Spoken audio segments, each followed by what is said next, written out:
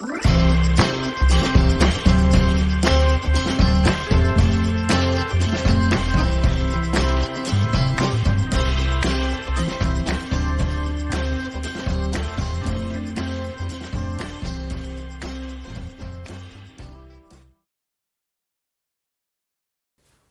vamos a resolver este problema 10, que va a ser un problema en el que vamos a repasar algunos de los conceptos también del tema 7, ¿vale? De cinemática pura.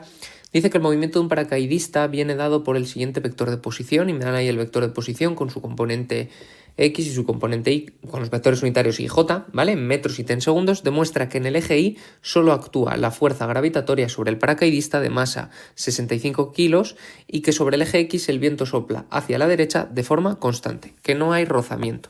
Bueno, datos que vamos a poner. Bueno, datos que voy a poner, como el vector de posición lo tengo ahí arriba, no lo voy a poner como dato, pero sí que sería un dato. Sí que voy a poner como dato la masa del paracaidista, que son 65 kilos, y voy a poner como dato las dos cosas que me piden que tengo que demostrar y por tanto que tengo que obtener. Por un lado, que la única fuerza que actúa sobre el eje Y es la fuerza gravitatoria. La fuerza gravitatoria es el peso del paracaidista, que simplemente se calcula como m por g, de modo que 65 por 9,81. Esto es lo que hay que demostrar, que es la fuerza que actúa sobre el eje Y, que da un valor de 637. Voy a ponerle el signo menos, ¿vale?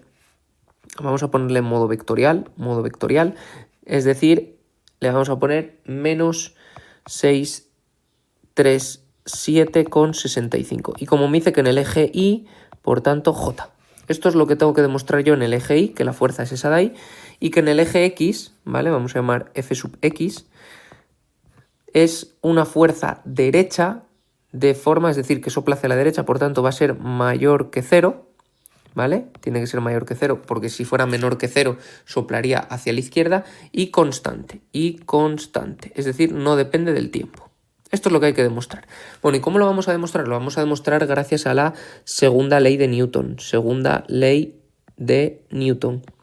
Simplemente calculando la fuerza a través de la variación del momento. Sabemos que la fuerza que actúa sobre un sistema es igual a la derivada del momento con respecto al tiempo. Por tanto, lo primero que tenemos que calcular es el momento. Vamos a calcular el momento. El momento en función del tiempo va a ser igual a la masa por la velocidad en función del tiempo. Definición de momento como tal. No tenemos la velocidad, por tanto vamos a dejar aquí un hueco que luego lo vamos a retomar. Esto lo vamos a llamar 1. Vamos a calcular la velocidad. La velocidad, y aquí es donde repasamos los conceptos de cinemática, es la derivada del vector de posición con respecto al tiempo. Vale, pues derivamos el vector de posición, derivo de lo de arriba.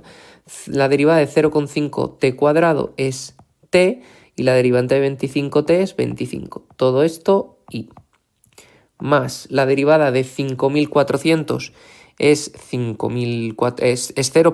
y la derivada de menos 4,905t cuadrado es menos 9,81t.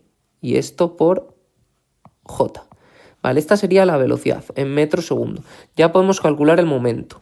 Simplemente a esa velocidad la multiplicamos por 65 y me quedará 65 por t más 65 por 25 son 1625, todo esto por i, menos, y luego 9,81 por 25 da 637,65 J.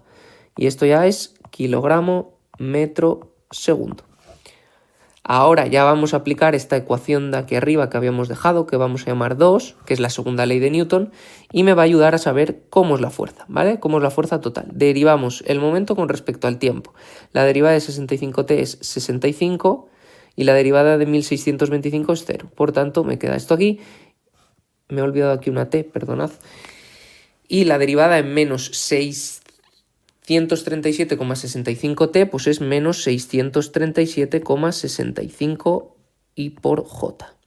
Y esto ya en newtons. Y ahora vamos a analizar este resultado que acabamos de encontrar. Bueno, si os dais cuenta, la componente en el eje vertical, ¿vale? Esta de aquí me da menos 637,65, que corresponde con el peso. Por tanto, podemos afirmar que en el eje vertical solo actúa la fuerza gravitatoria. Y ahora vamos con esta de aquí, que es en el eje horizontal. Es positiva, por tanto, actúa hacia la derecha y no depende del tiempo, por tanto, es constante. Hemos demostrado lo que nos pedía el ejercicio. Bueno, vamos con el problema 11, que no es un problema complicado a la hora de hacer cálculos, pero sí a la hora de interpretar, saber qué nos piden y cómo llegar a ello, ¿vale? Dice que una sonda espacial tiene una masa de 500 kilos y se mueve en una región interplanetaria cuya densidad es de 2 por 10 elevado a menos 14 gramos centímetro cúbico y se mueve con una velocidad de 8 por 10 elevado a 5 centímetros segundo. Si consideramos que en su movimiento a través del medio adquiere masa debido al polvo interplanetario que se diera a la sonda y considerando que el área transversal efectiva expuesta a dicho polvo durante el movimiento es de 3 por 10 elevado a 4 centímetros cuadrados, determina a. La masa de polvo interplanetario en gramos que se adhiera a la sonda por unidad de tiempo, b. El tiempo que debería transcurrir para que la sonda redujese su velocidad hasta 0,95 veces el valor de su velocidad inicial debido a su variación de masa. Bueno, pues vamos a ir escribiendo los datos, pero bueno, lo que tenemos es un movimiento de un cuerpo que debido al movimiento en una zona donde hay polvo, va pegándose ese polvo a la superficie y por tanto su masa va aumentando.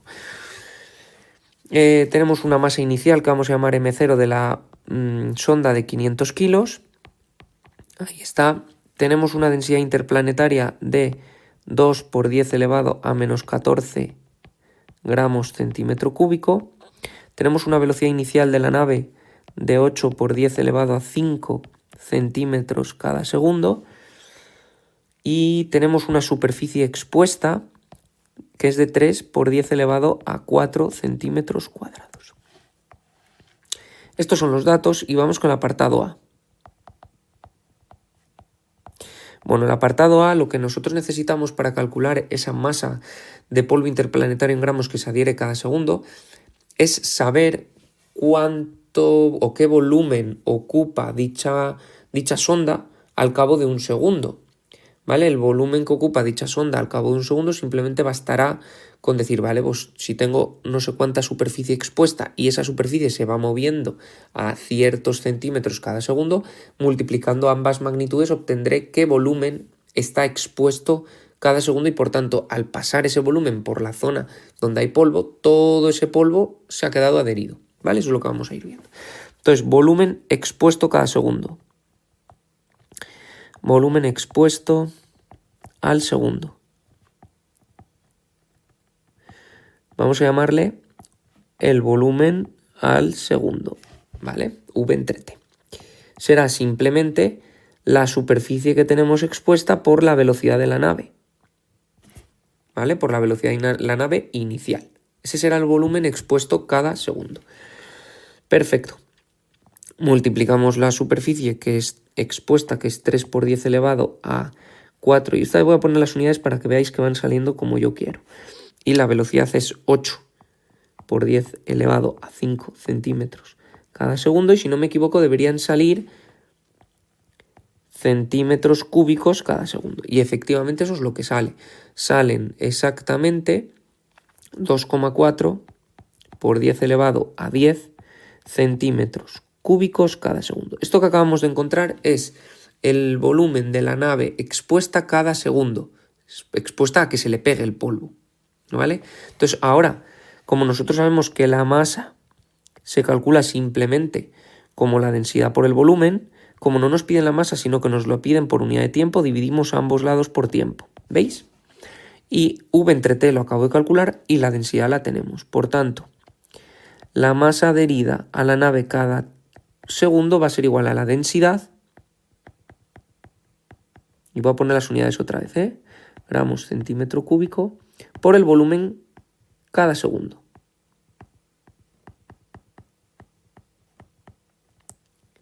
Daros cuenta, centímetro cúbico y centímetro cúbico se nos va y nos queda gramo entre segundo, que es la masa que se adhiere a la nave cada segundo. Y salen 4,8 por 10 elevado a menos 4 gramos cada segundo. Y este sería el resultado del apartado A. Ahí está. Vamos con el apartado B. Bueno, en el apartado B no nos dice que haya otro tipo de interacción por ahí, ¿vale? Solo el de la nave con el polvo, nada de fuerzas externas, por tanto todo nos lleva a aplicar el principio de conservación del momento lineal. El momento lineal se va conservando. Vamos a ver qué significa eso. Como vamos a suponer que solo tiene lugar el movimiento en en un eje, vamos a olvidarnos del tratamiento vectorial. De modo que lo que tenemos es que la masa inicial por la velocidad inicial ha de ser igual a la masa final por la velocidad final. Eso es lo que me está diciendo ese principio de conservación y en lo que nos vamos a basar. Claro, daros cuenta aquí analizando rápidamente, como la masa ya vemos que va a ir aumentando con este factor cada segundo, la velocidad va a ir reduciéndose, ¿vale? Para que se mantenga o se conserve ese momento lineal. Nosotros nos piden que calculemos cuánto tiempo tardaría, ¿vale? Cuánto tiempo tardaría en reducir su velocidad hasta un valor del 0,95 veces la velocidad inicial. De modo que lo que me están diciendo al final es que, aplicando el principio de conservación del momento lineal, la masa final por 0,95 veces la velocidad inicial. Esa va a ser la velocidad final de la nave. Daros cuenta que se me va y de aquí puedo sacar MF. Yo de aquí saco la masa final, será la masa inicial que eran 500 partido por 0,95. Y esto nos da 526,316 kilos. Esa será la masa final de la nave cuando su velocidad sea 0,95 veces la inicial. Ahora, para saber el tiempo, como sabemos cuánto va variando la masa cada segundo, lo que únicamente que tenemos que ver es cuánto tarda en adquirir esa diferencia de masa.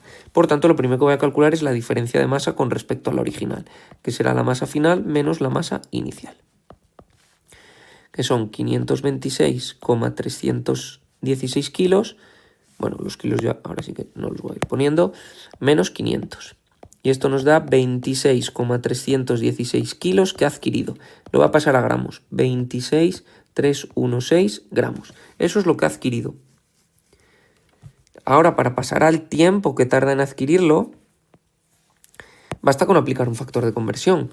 Porque si yo necesito adquirir 23.316 gramos y yo sé que adquiero 4,8 por 10 elevado a menos 4 gramos en un segundo, este factor me devolverá los segundos que tardó yo en adquirir esa masa. Bueno, yo no, la nave. Son 5,483 por 10 elevado a 7 segundos. Es una unidad enorme, ya estaría resuelto, pero lo vamos a pasar a años, sabiendo que cada año son 365 por 24 por 3.600 segundos, un año.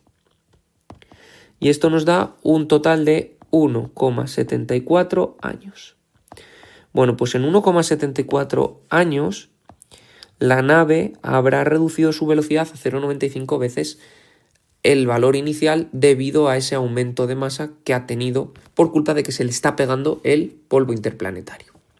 Si te ha gustado el vídeo, no olvides suscribirte a mi canal, darle a like y activar las notificaciones.